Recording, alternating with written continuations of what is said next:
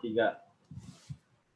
Assalamualaikum warahmatullahi wabarakatuh. Kami dari kelompok 1 yang membahas tentang pajak kendaraan bermotor. Nama saya Rizka Melen Anggraini dengan NIM 19102007.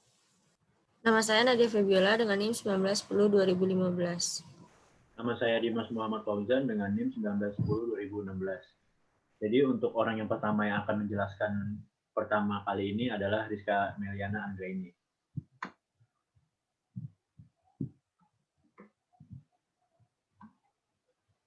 Objek pajak kendaraan bermotor. Objek pajak kendaraan bermotor adalah kepemilikan dan atau penguasaan kendaraan bermotor. Pengertian kendaraan bermotor meliputi pula kendaraan bermotor beroda beserta gandengannya yang dioperasikan di jalan darat maupun air dengan ukuran isi kotor 5 GT sampai dengan 7 GT.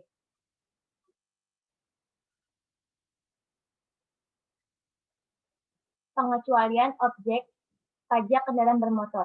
Pengecualian. Yang pertama ada kereta api, yang kedua kendaraan hankam, dan kendaraan kedutaan, dan lain-lain dengan asas sertifikat dan lembaga-lembaga internasional yang memperoleh pembebasan pajak. Subjek pajak kendaraan bermotor. Subjek pajak kendaraan bermotor adalah orang pribadi atau badan yang memiliki dan atau menguasai kendaraan bermotor. Wajib pajak PKB adalah orang pribadi atau badan yang memiliki kendaraan bermotor. DPP PKB 1. DPP PKB di Indonesia yang diatur dalam Undang-Undang Nomor 34 Tahun 2000 tentang Pajak Daerah dan Retribusi Daerah PDRB dan UU PDRB tahun 2009 serta Peraturan Menteri Dalam Negeri Nomor 26 Tahun 2014 tentang perhitungan dasar pengenaan PKB dan BPNKB tahun 2014 adalah sebagai berikut. 1. Nilai jual kendaraan bermotor dan bobot yang mencerminkan secara relatif tingkat kerusakan jalan dan atau pencemaran lingkungan akibat penggunaan kendaraan bermotor. DPP PKB 2. 1. Khusus untuk kendaraan bermotor yang dipergunakan di jalan umum, termasuk alat-alat berat dan alat-alat besar. Dasar pengenaan pajak adalah nilai jual kendaraan bermotor. 2. Bobot dinyatakan dalam koefisien yang memiliki nilai 1 atau lebih dari 1. Dan yang terakhir, nilai 1 berarti kerusakan jalan dan atau pencemaran lingkungan yang ditimbulkan dianggap masih dalam batas toleransi.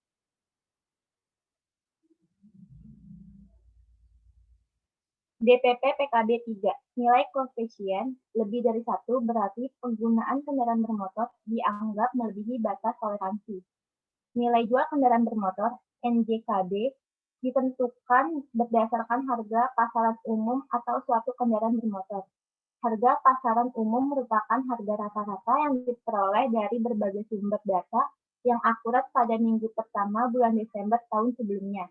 Dan yang terakhir, DPP ditetapkan secara terpusat oleh Menteri Dalam Negeri dan ditinjau kembali setiap tahun.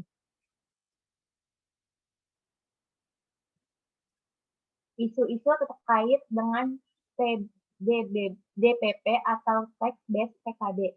Yang pertama, bobot lebih mengakomodir dampak kerusakan kendaraan terhadap jalan dibandingkan dengan pencemaran lingkungan. Yang kedua, bobot relatif belum mencerminkan dampak kerusakan dari kendaraan terhadap lingkungan. Dan yang terakhir, tidak terdapat perbedaan bobot antara kendaraan yang memiliki emisi gas buang lebih buruk dan yang lebih baik. Selanjutnya akan dijelaskan oleh Nadia Febiola. Tarif PKB diatur sebagai berikut. PKB pribadi yang pertama, pemilikan pertama yaitu 1% sampai 2%. Kedua, pemilikan kedua, dan seterusnya 2% sampai dengan 10%. Ketiga, kepemilikan berdasarkan atas nama dan atau alamat yang sama. Keempat, ada penerapan tarif progresif bersifat opsional. Selanjutnya itu tarif PKB 2. Tarif PKB untuk kendaraan umum, ambulans, pemadam, kebakaran, sosial, keagamaan, pemerintah, TNI atau Polri, Pemda, dan kendaraan lain yang ditetapkan oleh Perda yaitu 0,5% sampai dengan 1%. Yang kedua, PKB alat-alat berat dan alat-alat besar 0,1% sampai 0,2%. Yang ketiga yaitu tarif PKB ditetapkan oleh Perda. Selanjutnya yaitu tarif progresif PKB 1.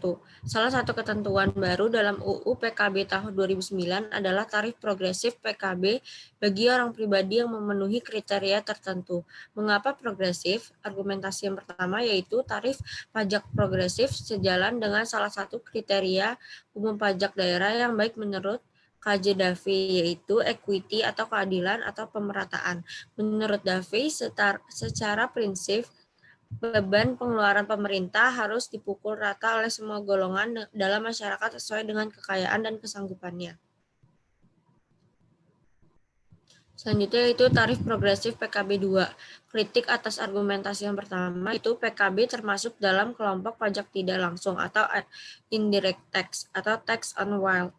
Pajak indirect tax atau ability to pay yang mencerminkan kondisi subjek pajak pada dasarnya tidak menjadi dasar dalam penentuan tax burden. Tax burden ditentukan oleh kondisi objek pajak.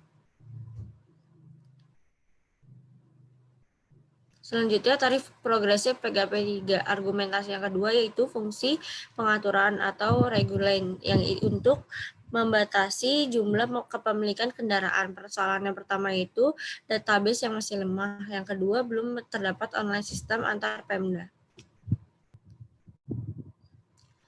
Kasus DKI. Perda Provinsi DKI Jakarta nomor 8 tahun 2010 tentang pajak kendaraan bermotor. Tarif progresif 1,5% dikali NJKB pemilikan 1. Itu selanjutnya ada 2,5% dikali NJKB pemilikan 2. Yang ketiga itu ada 2,5% dikali NJKB kepemilikan 3 dan terakhir itu ada 4,5% dikali NJKB kepemilikan 4 dan seterusnya. Saat ini berlaku adalah Perda Provinsi DKI Jakarta tahun Jakarta nomor 2 tahun 2015 tentang perubahan atas Perda nomor 8 tahun 2010 tentang pajak kendaraan bermotor.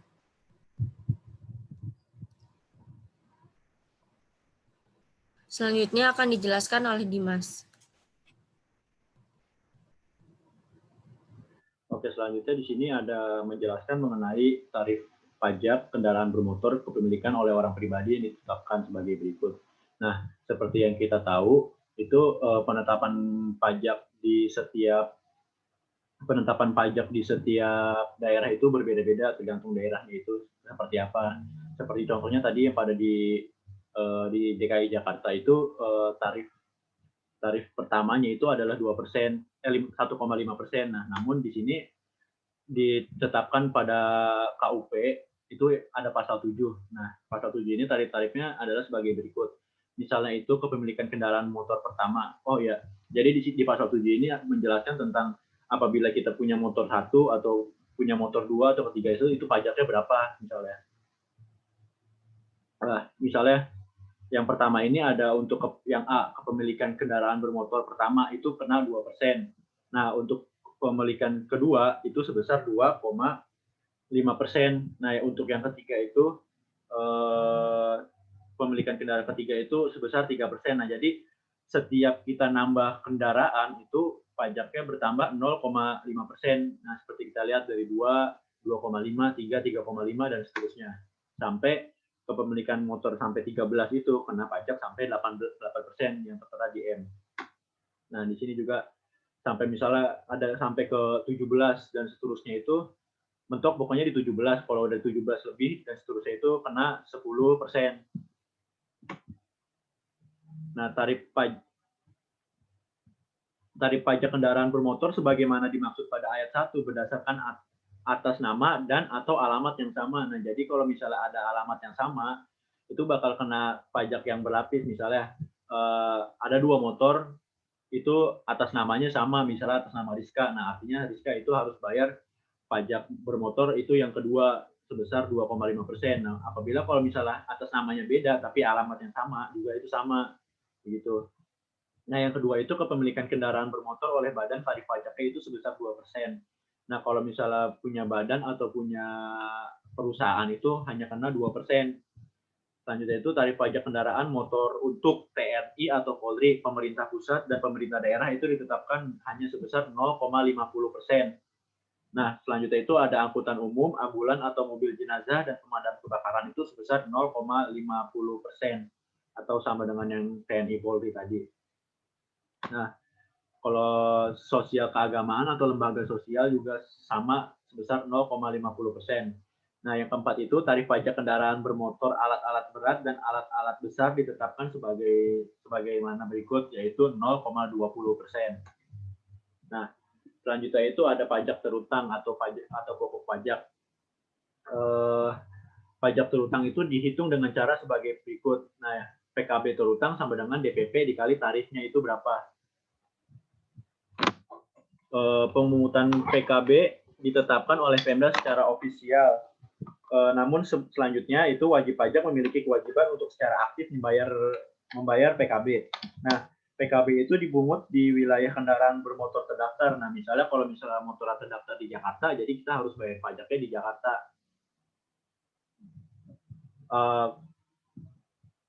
Selanjutnya itu ada pembayaran. Nah, PKB itu dikenakan untuk masa 12 bulan atau 1 tahun berturut-turut terhitung mulai saat kendaraan motor terdaftar. Nah, PKB dibayar sekaligus di muka. Lalu PKB yang karena kendaraan kahar atau force major, masa pajaknya tidak sampai 12 bulan dapat dilakukan restitusi atas pajak yang sudah dibayar untuk porsi masa pajak yang belum dilalui. Contoh kendaraan kahar itu adalah misalnya bencana alam. Nah, PKB dan market tax yang pertama.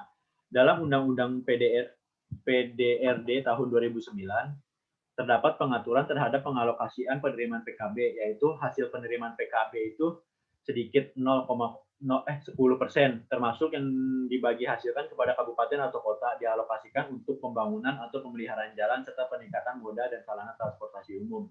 Nah, jadi di sini disebutkan itu untuk apa sih pajak PKB itu? Nah, jadi pajak PKB itu untuk pembangunan jalan, misalnya untuk mengaspal jalan yang rusak, untuk meningkatkan sarana transportasi umum, misalnya terminal, membangun terminal, dan lain-lain sebagainya.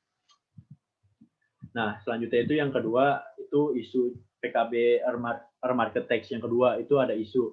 Yang pertama itu mekanisme dalam implementasi dan pengawasan. Lalu yang kedua itu alokasi untuk mengatasi dampak pencemaran lingkungan. Nah, sekian presentasi dari kelompok kami atau kelompok 1 mengenai pajak kendaraan bermotor. Itu yang bisa kami jelaskan. Untuk kurang lebihnya kami mohon maaf sebesar-besarnya. Kami akhiri. Wassalamualaikum warahmatullahi wabarakatuh. Sampai bertemu di pertemuan selanjutnya. Terima kasih.